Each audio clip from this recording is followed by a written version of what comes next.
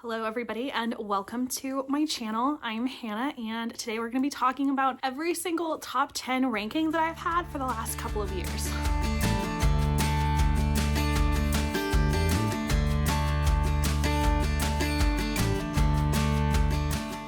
One of my favorite things to do at the end of the year, even though it hurts, is trying to rank my top 10 favorite reads of the year. And I feel like this has gotten easier as I've kind of gotten to know my own taste better. I've really only been tracking my top 10 reads since...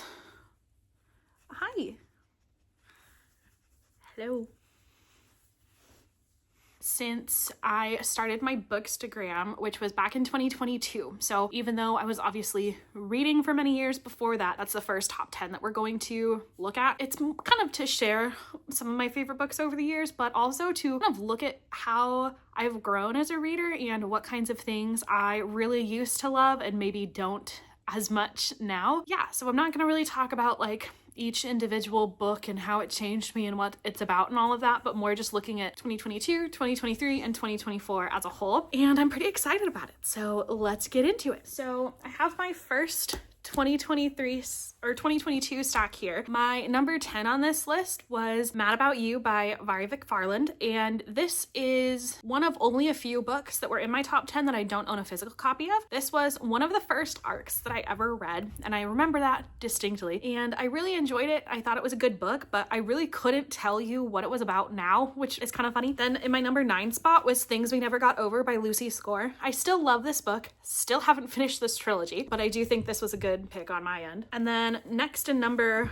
8, I had Beach Read by Emily Henry. This remains my favorite Emily Henry book to date, and it's kind of funny that I put it in the number 8 spot because I think I would have rated it much more highly, honestly, looking back on everything, because yeah, this is one of my favorite romances literally of all time. In the number 7 spot, I do not agree with this. I put The Inheritance Games by Jennifer Lynn Barnes. I really like Jennifer Lynn Barnes as an author. I just think that I'm kind of graduated from YA in a lot of ways, and even though this was a really fun book, the rest of the series was a huge flop for me, and I don't think this had the staying power that I thought it did at the time that I first read it. I have not reread it, but I don't really have a desire to either. I used to own the entire series and I got rid of all of those books except for this one. I don't know, I don't feel connected to it in the same way that I did before. Next up, I had The Stationery Shop by Marjan Kamali. This remains one of my favorite books to this day. This is probably in I would say at least the top 5 of historical fiction that I've ever read. This is a beautiful book with beautiful writing about the coup d'etat in Tehran in 1953. And it's part historical fiction, part romance, and I really truly loved it so much then, and I love it so much now. Next up, this is where things get interesting. So 2022 was the year that I first read definitely Throne of Glass and ACOTAR. Part of that bled over into 2023 because I think that's when I finished A Court of Silver Flames, and then I know I read Crescent City in 2023 as well. Anyway, number 5 on my 2022 list is Queen of Shadows by Sarah J. Maas. I would definitely rank this higher, I think, than I did initially, but I had this weird feeling around putting too many SJM books in the top, and I don't know why I felt that way, but this would be higher up for me for sure. In my number 4 spot, this is another book that I am so shocked I don't have my own copy of, but I read it while I was in my library era, and that is The Great Alone by Kristen Hanna. This, I think, remains my favorite Kristen Hanna book that I've ever read. I just find the whole story so compelling and romantic and raw. This book is what I think really made me fall in love with Alaska as a idea / place, and I actually ended up going there for the first time this year, actually. This book and another book that I'll talk about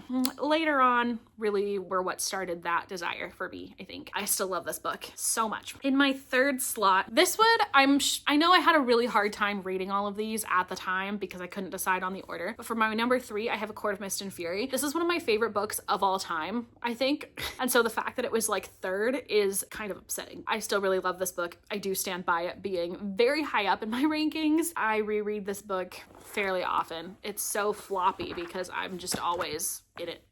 My number 2 spot went to Six of Crows. I think, interestingly, the first time I read this, I think I only gave it 4 stars, but it just stuck with me so much. I'm holding this book up now. I actually did not own a copy of this book until this morning. I opened this up in my bookish advent calendar that my husband makes for me every single year, and this was today's book. So you're so lucky that I get to show you a physical copy, but I have never actually read this copy. I don't think I would put this above ACOMAF or Queen of Shadows, frankly. But again, I felt like I needed to have some variety in my top 10 list, and so that's what I did. I still really love this duology, and I think it's definitely my favorite of the entire Grishaverse. And my top book of 2022, which the thing is, like, so many books could have been my top book of 2022, and it was really tied between this one, Queen of Shadows, and A Court of Mist and Fury for me. I think this is Empire of Storms. I absolutely loved this book, truly with every fiber of my being. And I still do. Again, have reread it so many times. This book isn't quite as floppy because I have the newer editions. The original book that I read, I did get from the library as well. Empire of Storms will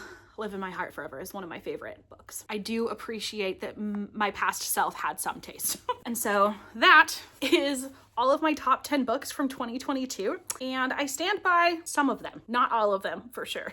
Let's move on to 2023. All of those were first time reads for me, but I never include rereads in my top 10 of the year because I feel like they had their chance to make it into the top 10. So all of these are first time reads. In 10th place, this one, you're going to think that I would change my mind on it, but I really didn't. I do actually stand on this one. And this is It Ends With Us by Colleen Hoover. I feel like Colleen Hoover gets a really bad rep for some bad reasons, some good reasons. This book, I think, genuinely did a really great job of dealing with the topics that it was diving into. I know people say collectively that other Coho books do not deal with them in the same manner, which I can't really speak to because I've only read this, Verity, and It Starts With Us, and that's it from her. Oh, and Without Merit, but I hated that book, so I don't really count it. Point being, when people talk about her dealing flippantly with domestic abuse, domestic violence, sexual trauma, I see why some people feel that way, but I don't agree. And I think trying to distill every survivor's story down into what the appropriate way to talk about it and what the inappropriate way to talk about it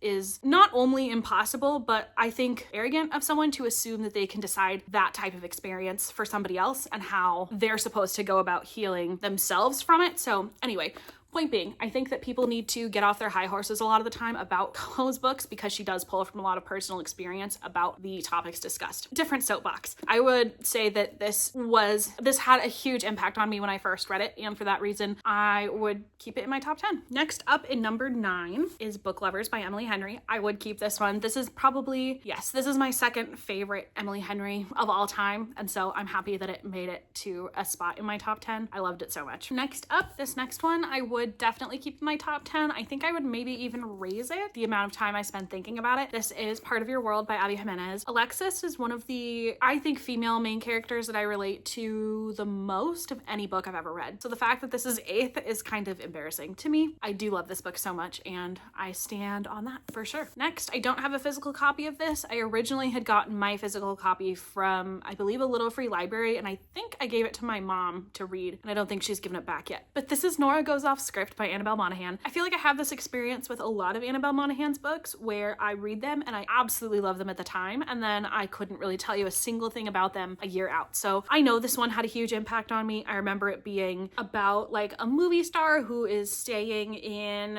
this lady's house and she's got 2 kids. She was recently, like, I want to say divorced, but it could have been that her husband died. I don't remember. Loved it at the time. I don't think that, again, it has the staying power that I thought it did back in the day. And then next up, I've got Happiness for Beginner by Catherine Center. This remains, I think, my top 2 favorite Catherine Center books. Probably this is my favorite one. The Rom-Commers is now tied for hers, I think. And I've read quite a bit of Catherine Center. There's so many things that happened in this book that just really mirrored experiences that I've had. I used to be required to go backpacking in the Yosemite wilderness for a couple of weeks every time I served as an RA in my college years as like a bonding experience. And so much of her trip on this was reminiscent of that for me. me that there was no way I wasn't going to love it. But I also think Helen as a character is really fun to read about because she just has this beautiful growth journey, unironically finds herself. Next up, we've got The Spanish Love Deception by Elena Armas. This remains my favorite Elena Armas book that I've read to date, and I also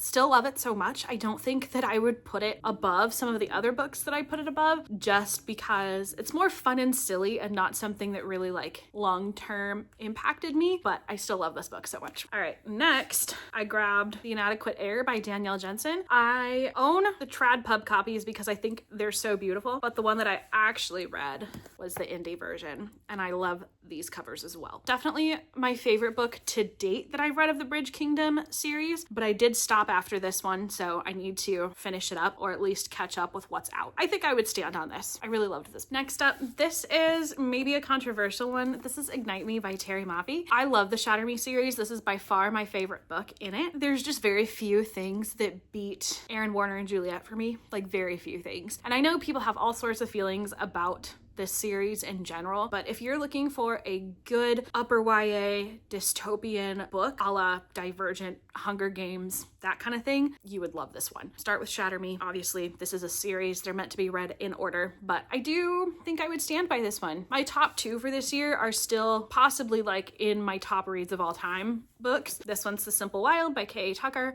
This was the other book that I was talking about when I said that there were two books that really influenced my love for Alaska, and that was The Great Alone and this one. I loved this book so much. I have a very close relationship with my dad, and those are really the parts that like got me and had the most emotional resonance, even though I love Jonah and Kalla's romance as well. I can think of very few romances that come honestly into even the same circle as The Simple Wild. I loved it so much. My top book of 2023 was Divine Rivals by Rebecca Ross. I loved this book so much. I love this whole series so much. I feel like I'm in the minority in that I also loved Ruthless Vows. Roman and Iris together are just the sweetest babies. This has such great vibes to it. Also, I love a historical fantasy moment. I highly recommend reading this one if you haven't already. Rebecca Ross recently, just this year, came out with Wild Reverence, and that was really good as well. But I do think I like the Divine Rivals duology a smidge more. I think it's called the Letters of Enchantment duology, maybe? This book just feels like it's giving you a hug, and I highly recommend it. And those are my 2023 top 10 reads of the year. Finally, we have 2024 because I am going to make a separate video for my top 10 of 2025 once 2025 is over. In 10th place for 2024 is Glow of the Everflame by Penn Cole. I loved this book. I think Luther and Diem were just the perfect pair in this. And even though Diem, I'm not gonna lie to you, is kind of an annoying main character, she really is like coming into her own in this book, I think, and there's just such like delicious tension, and the world building in this is really great. Spark of the Everflame walked so that Glow could run, and I'm, along with everyone else, still anxiously awaiting a release date for Burn. That is Glow of the Everflame, and I think I would stand by that. Next up, we've got The Wren in the Holly Library by K.A. Lind. This is the Fairy Loot version. I honestly couldn't tell you why, but I just absolutely loved this book so much. I think it was so interesting and different, and I feel like I can't really think of an urban fantasy that's quite like this one. And I still haven't read the sequel, The Robin on the Oak Throne,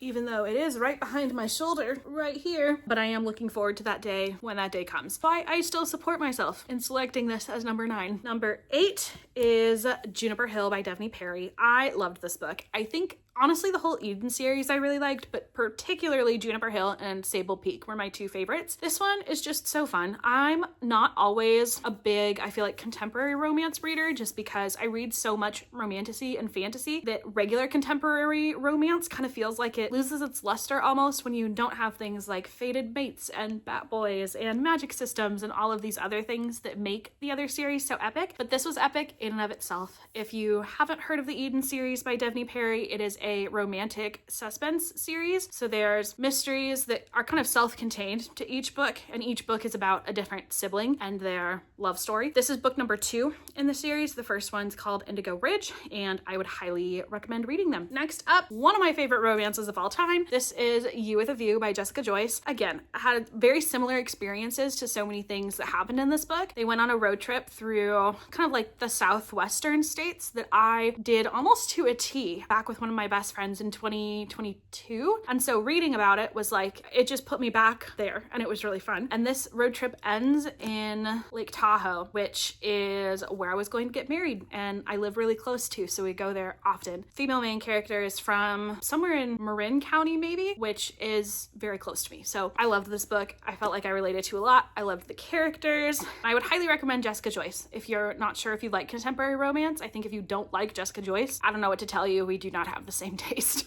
Next up in spot number 6, this is another Fairy Loot edition. This is When the Moon Hatched by Sarah A. Parker. The sequel to this, The Ballad of Falling Dragons, comes out, I believe, in February of 2026, and I'm so excited for it. This book was incredible. It was romantasy that was heavy on the fantasy and not so much on the Rome, which worked for me because I thought this world was so interesting and I loved the dragon component. So if you're looking for a very interesting romantasy, I would pick this one. It does involve a trope that I usually don't like, but it was done super well. Next up, in 5th place, I feel like it should have been higher, but I had a really good reading year in 2024, was Outlander by Diana Gabaldon. I loved this book so much. It took me so long to read because I was just savoring every minute of it. I have not continued on in the series. I have plans to do that in 2026. I thought this was amazing. Very, very excited. It makes me love Scotland so much. And I did end up going back to Scotland in 2024 and got to see quite a few Outlander sites.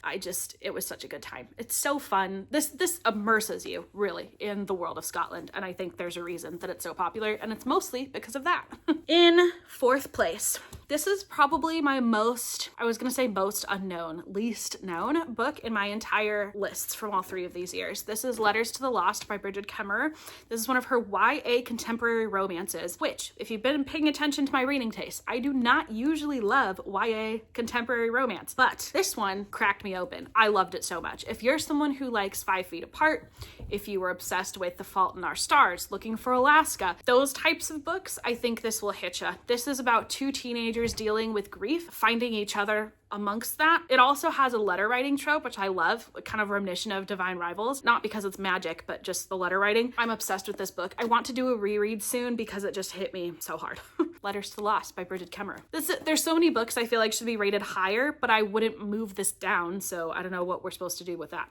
In 3rd place, this is Running Wild by K.A. Tucker. This is the 4th book in the series. I put off reading this one because I did not think I would like it. It does switch main characters from Calla to Marie, and I didn't love Marie in Calla's books, but I loved Marie in this book. And I think she is just so relatable as a character, and it was such a fun romance. It's between her, she's a vet, and I don't remember if he's like a professional racer of a dog sledding team. She works for the Iditarod every year, and it's when we went to Alaska this year, I got to go and see a camp for Iditarod training dogs, and it was so much fun, and I felt like I was Marie. I'm not a vet, but such a good book, such a good series, honestly. I had a really hard time picking which one of these is my favorite. I think it is The Simple Wild, followed by this. So good. Next up, we've got Just for the Summer by Abby Jimenez. You're keeping track. Abby Jimenez and K.A. Tucker and Sarah J. Maas and Emily Henry have all had multiple books in my top 10 lists over the years. This is Just for the Summer by Abby Jimenez. This is technically, I think, an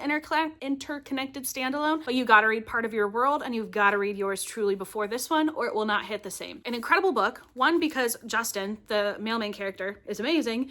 2, because I related so much to Emma's relationship with her mom that it really hit home for me in a way that I think it won't hit home for a lot of people. I really loved this book, and I think everyone should read it if you like contemporary romance. Even if you don't, honestly, that's a good book. And my top read of the year in 2024, which I do stand on, is one that I think surprises people because it's not really like the epic fantasy that I love now. It doesn't have a lot of the things that I feel like really go into making a book my favorite, but I had the best time reading this one. I thought it was so fun. I loved the characters. The premise was unique. The writing was great, and it is Heartless Hunter by Kristen Ciccarelli. I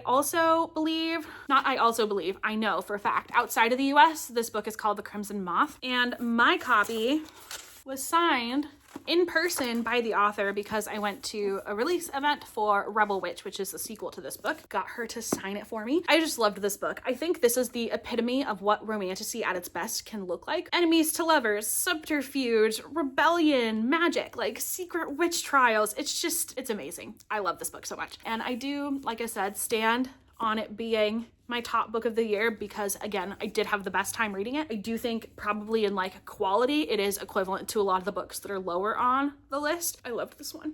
And there you have it. These are my top 10 books of 2024. And now that we've kind of hit the end of the list, I think this is so fun. I feel like I've really grown too as a reader. When you look at my 2022 books compared to 2024, I feel like I've really been finding my taste in the things that I like as opposed to just reading the books that I feel like I'm supposed to be checking off a list because I have bookish social media and I'm in the book space. And because of that, I'm really excited to eventually be sharing with you guys what my 2025 top 10 books of the year were. An interesting trend that I feel like that came out of this is that most of the books that make it to my top 10, I typically read in the first half of the year. Not all. There's always a couple later on, like Letters to the Lost I read in November last year. I think I read When the Moon Hatched in October. There's a couple of these that were later, but a lot of them are in the beginning of the year, which is interesting because this year I had 3 books that are going to be in my top 10 in November. I think if your year isn't really like going the way that you thought it would with reads, I would just hang on and wait because it'll come around. I'm so excited going into 2026 for what